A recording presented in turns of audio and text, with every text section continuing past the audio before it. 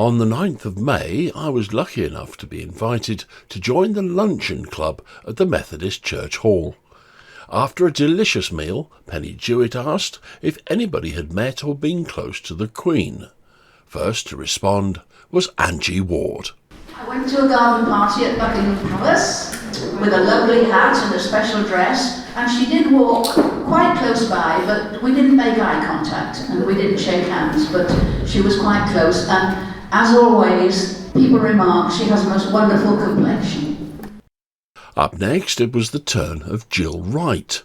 1952, I was 14 years old, and I was at school in a place called Congo in Africa.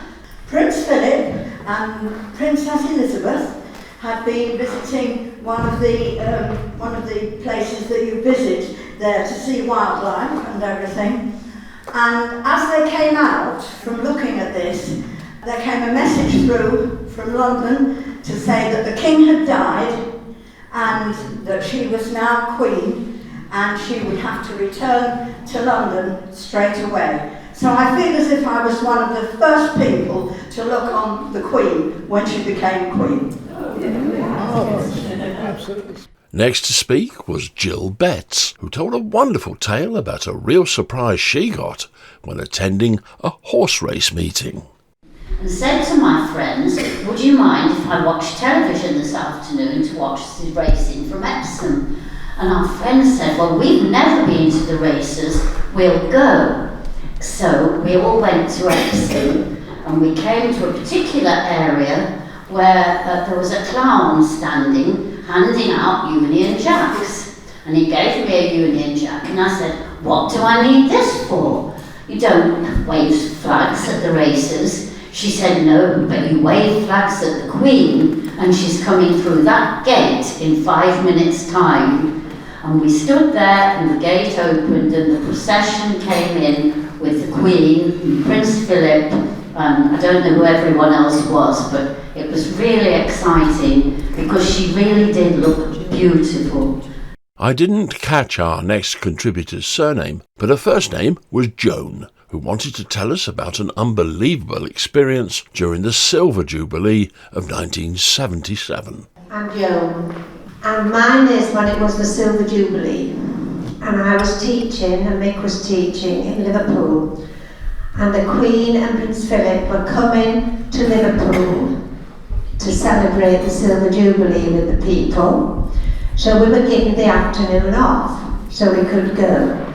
I stood near the Anglican Cathedral, because that was nearest to my school. So I saw them come out, get on the open top vehicle, and they went all along Hope Street to the Catholic Cathedral, or as the Liverpudlians called it, Paddy's Wigwam.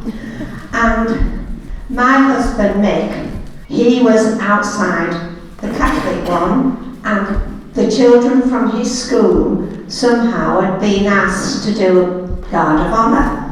And the Queen arrived with John Butcherman and Prince Philip, and they were walking up.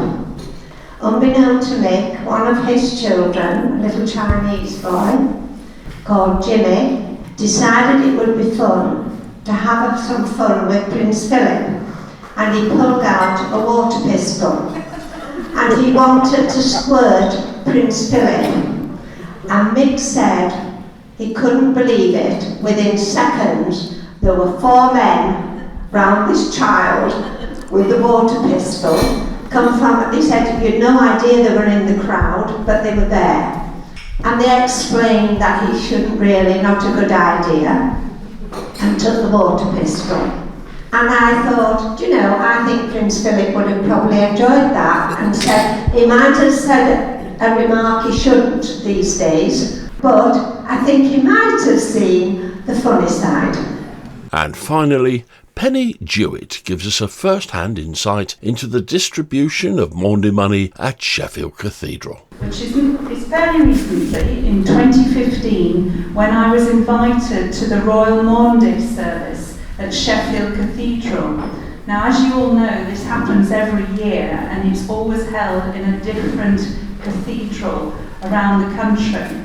And during her reign, the Queen by 2015 had been to all but I think it was 3 cathedrals in the country. And she came, and at the time she was 89, and she gives money to 89 men and 89 women in 2 purses, a white purse and a red purse.